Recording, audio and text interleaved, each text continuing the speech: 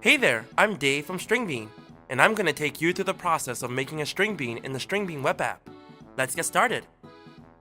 From the navigation pane on the left, click on the Library tab. The StringBean library will load, and on the bottom right, you'll see this green plus button. Click on the button to create a new StringBean.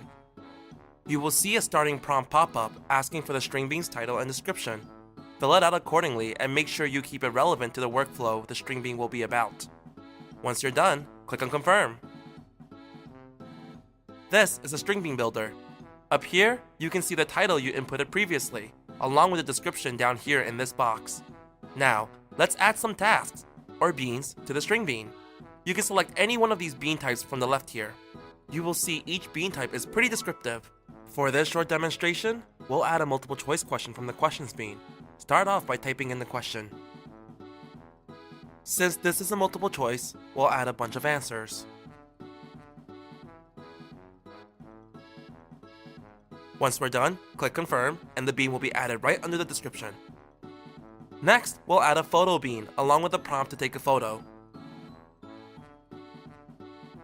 At any time, if we want to reorder the sequence, we can move the beans up or down, or click on it to edit or delete it. Now that you're done building the StringBean, click Save StringBean. This prompt is going to ask if you want to issue it immediately. For now, we're just going to save it to our library. And that's the basic StringBean building. As always, you can learn more about our advanced features and other tutorials from our YouTube channel by clicking the box you see here. Thanks for watching. We'll see you later.